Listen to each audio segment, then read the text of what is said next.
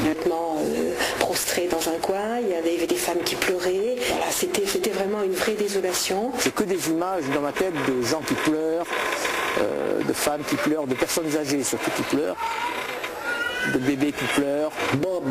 Alors là, dans le bateau, tu te retrouves avec 1000 ou je sais pas combien de personnes, on rentre dans une cale de bateau métallique, tu sais, des vieux pauvres gens en train de pleurnicher, les petits-enfants, la grand-mère, la tante, enfin tout.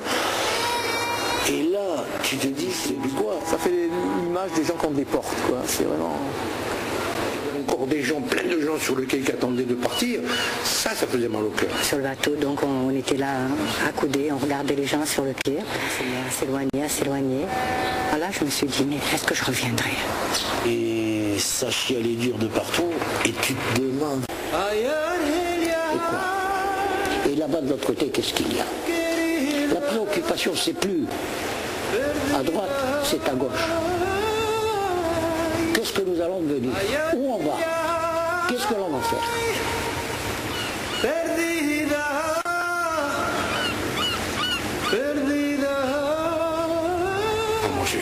Pour moi, c'était terminé. Pour moi, c'était terminé.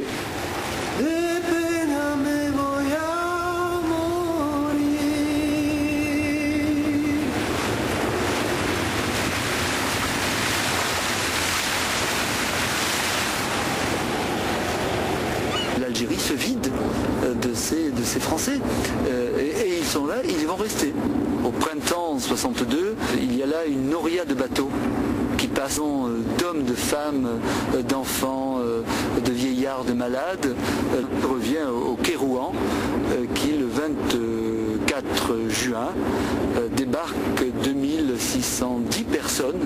La seule fois où Marseille a dépassé le million d'habitants, c'était à l'été 62. Il y avait des gens partout. Il y avait un bazar, dans le bazar. Je me rappelle de dames, de bonnes sœurs de la Croix-Rouge. Il y avait des bureaux organisés. Chercher, on a essayé de retrouver le conteneur que mon père avait envoyé.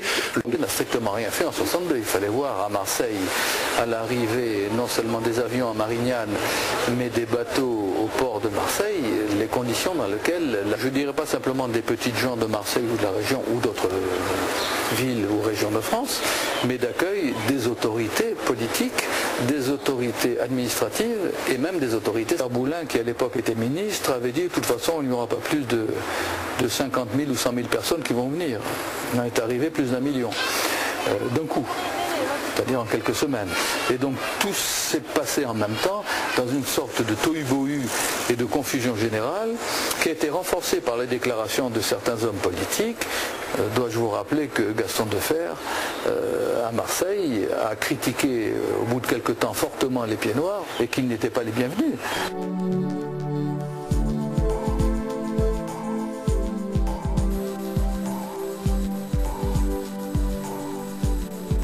Nous étions, pour la plupart des Arabes qui venions ici les envahir. C'est vrai, ils ne savaient pas que nous étions français pour la plupart. Hein. Pourtant, c'était des départements français.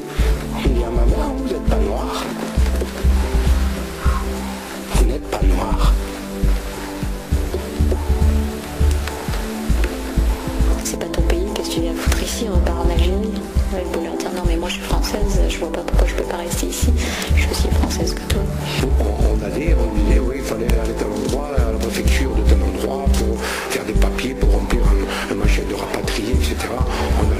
On se faisait mal voir par les fonctionnaires qui étaient de service. Qui nous logeaient dans des lycées, dans des collèges, dans les salles de classe, puis ils avaient mis il y avait des lits là comme ça, puis on logeait à la soupe populaire. On avait un ticket par jour Pour papy, mamie, pour bébé, mémé, ça devait être terrible. Mais à la limite, il n'y avait plus d'attentats, il n'y avait plus de bombes, on n'entendait plus de manifestants, on n'entendait plus de yo-yo, on n'entendait plus rien du tout. On vit tous dans un même appartement.